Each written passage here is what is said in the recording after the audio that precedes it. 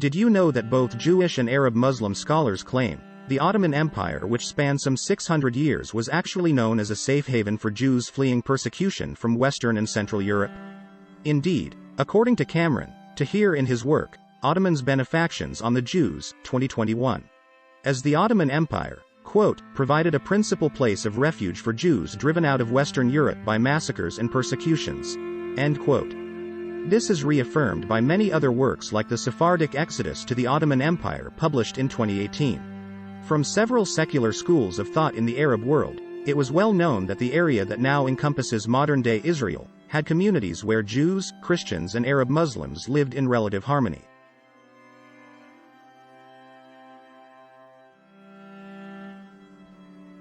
In fact, according to a 2016 paper by Stanford J. Shaw, in the late 1900s the Ottoman Empire had more Jews than Poland, which had the greatest number of ethnic Jews in Europe. This means that the impetus for a Zionist state was a foe. There was no need to impose a Jewish state onto the Arab world, as both secular and religious Arabs had lived in relative harmony with Jews for the last 600 years in the region.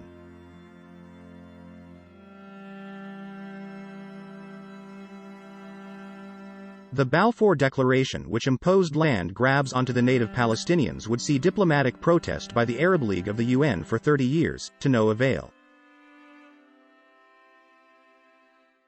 This would culminate in the establishment of the Zionist state, which would begin the First Arab-Israeli War.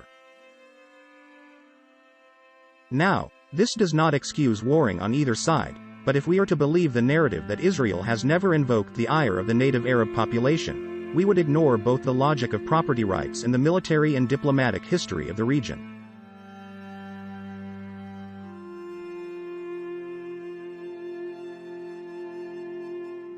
Even in a statist approach, advocates of the Zionist state forget the purpose of the United Nations, which was supposed to peacefully delegate these matters as opposed to letting conquest rule us.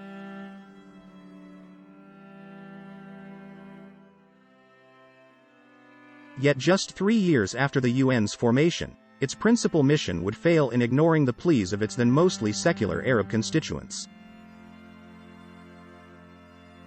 For more on this, please consider subscribing to my Patreon for $3 a month, wherein you can find a very comprehensive paper of my own that relays the narrative of blowback and the impetus of the cycle of violence which both Arabs and Jews alike suffer from in the modern day.